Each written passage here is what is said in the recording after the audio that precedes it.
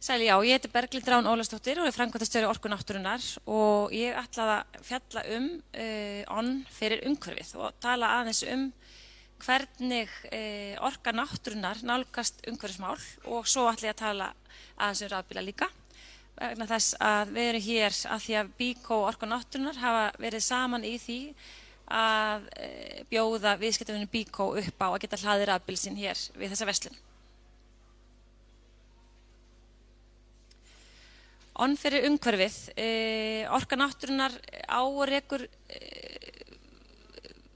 jarðvarmavirkjanir á Hengilssvæðinu og líka eina vatnsaflsvirkjun í Borgarfirði og starfsemi okkar snýst það að nýta auðlindir náttúrunnar sem að þýðir það fyrir okkur að allt sem við gerum það umhverfissjónarmið mjög mikilvæg og raunar í algjörum forgrunni. Það skiptir okkur miklu máli að nýta þessa auðlind sem að jarðvarminn með þeim hætti að hún geti verið til staðar áfram fyrir komandi kynslóðir og það gerist bara ef við umgöngumst þessa auðlind með virðingu og þannig að hún sé sjálfbær.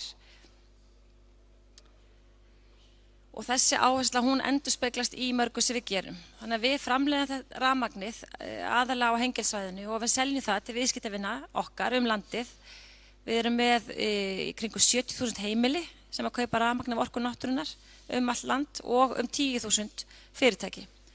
Og bæði heimilin og fyrirtækin, þau kaupa af rafmagni af okkur sem vottað endurnýjanlegt, sem skiptir miklu máli og ekki síst fyrir fyrirtæki sem í auknum mæli að bjóða upp á svansvottaða vöru og vöru vottaða með ýmsum hætti og þá mikilvægt að rafmagnssalan sé vottuð endurnýjanleg.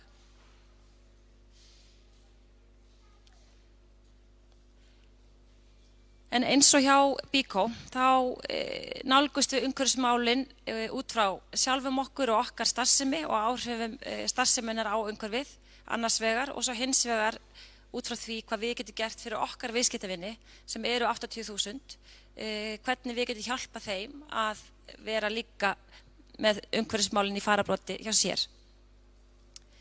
Þannig að ég ætla að velja, þetta örfyrirlestur, þannig að ég þurfti að velja fáa hluti til að segja ykkur frá varðandi það hvernig við nálgumst kolefnisspor Orku náttúrunnar og hvað við gerum til að sjá til þess að það sé sem minnst og svo hvað við gerum til að hjálpa okkar viðskiptavinum til að minnka sitt kolefnisspor. Því að eins og við vitum þá það stærsta mál samtímans hvernig við getum minnkað okkar kolefnisspor til þess að tryggja það að jörðin verði byggileg áfram fyrir okkur og börnin okkar. Þannig að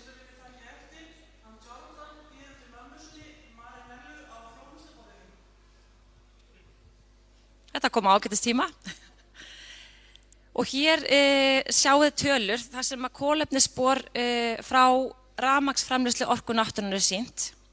Það í dag 7,5 grömm á kílóvattstundina. Það sem lítið með að við til dæmis kolaorkuver, það sem að talan 800, þannig að þetta mjög lítið, en þetta samt spor og við viljum að það sé sem minnst og helst ekki neitt. Og við teljum að þetta sé það sem við þurfum öll að gera bæði fyrirtæki og einstaklingar. Vegna þess að hver og ein aðgerð, hversu lítil sem hún þegar þær eru komnar saman, þá skipta þær alla máli. Við notum 3 meginleiðir til þess að minnka losun frá okkar eigin starfsemi. Fyrsta að nýta gufuna sem best, gufuna sem kemur upp úr henglinum, vegna þess að þá losun per kílóvattstund minni, en þess að losun út frá gufunni. Önnur aðgerðin sem við gerum að við stefnum að hagnýtingu koltvísýrings og erum búin að taka mjög stór og mikilvæg skref í þá átt og við bjóðum viðskiptavinum í jarðhitagarði Orku náttúrunnar við Hellisheiðarvirkjun upp á að nýta koltvísýringinn sem kemur frá virkjuninni og aðra efnastrauma sem þar eru ekki fullnýttir í dag.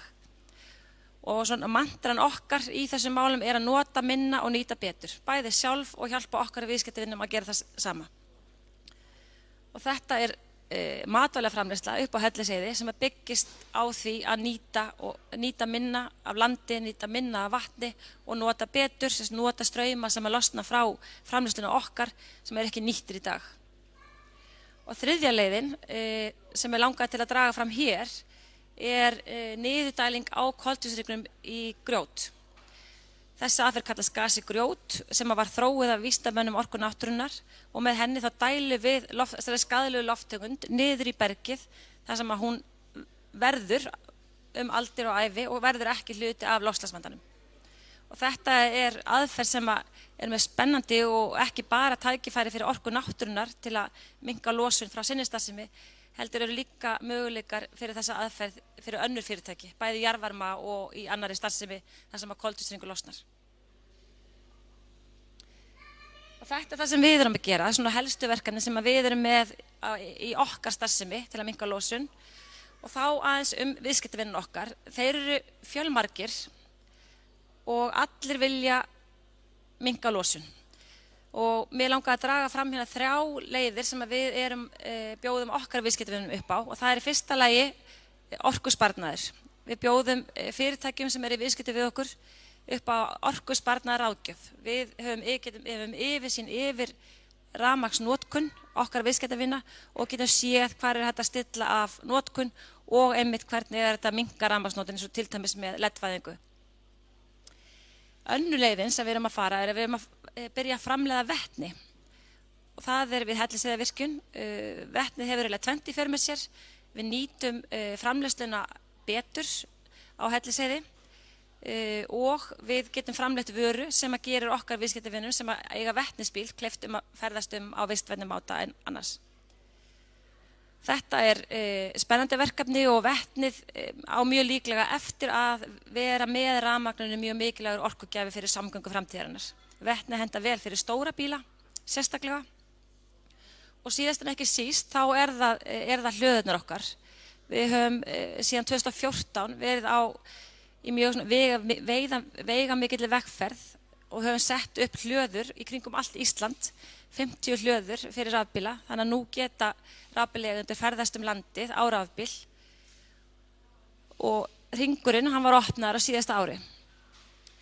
En þetta ekki búið og nú erum við, eins og til dæmis í dag, að hjálpa viðskiptavinum okkar, fyrirtækjum, að stuðla að því að þeirra viðskiptavinir geti líka ferðast á rafbíl og hluti af því opnunin í dag hérna á hlöðunum fyrir utan BYKO. Hér hlöðunetið okkar í dag.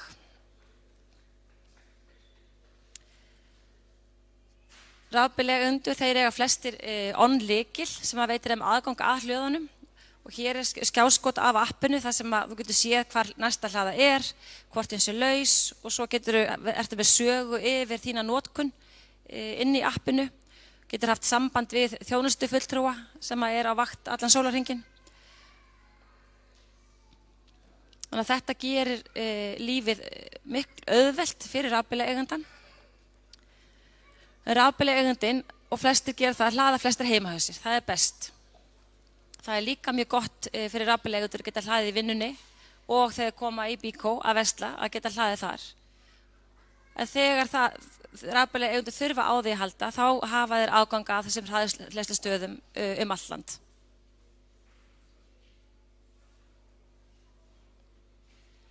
Hér mynd sem sýnir koltvísýringslosun vegna bíla. Þetta snýst allt að losa. Ef við keyrum á bíl, þá sýnir þessi mynd að það betra að vera á rafbíl eða vetnisbíl heldur en að vera á dísilbíl eða bensínbíl. Það alveg skýrt. Besta leiðin náttúrulega að labba eða hjóla eða fara í strætó. En ef við ætlum að ferðast á bíl, þá betra að vera á öðrum orkugjöfum heldur en jarðefnaeldsneyti. Og við erum svo heppin hérna á Íslandi að það þarf ekkert að ræða það hvort að rafbíll sé betri eða ekki, því að við erum með endurnýjanlegt rafmagn. Og þegar þú ert með endurnýjanlegt rafmagn, þá losun vegna ferðalagsins mjög lítil, vegna þess að rafmagnsframleiðsla með endurnýjanlegum hætti losa með lítið. Og það þessi 7 grömmin sem ég var að tala áðan. Það mjög lítið og það verið að vinna í því að koma niður í 0. Og það engin annar að gera heldur en Orka náttúrunnar. Þannig að ég ætla ekki að hafa þetta lengra en það búið að vera mjög ánægilegt að vinna með BYKO í þessu verkefni og einstaklega skemmtilegt að sjá þessa áherslu sem að BYKO hefur verið með á umhverfismálin og rímar við það sem við höfum verið að gera. og ég óska ykkur bara velfarnaðar í þessari vegferð og hlakka til að fá að vera hluti af henni með ykkur áfram. Takk fyrir.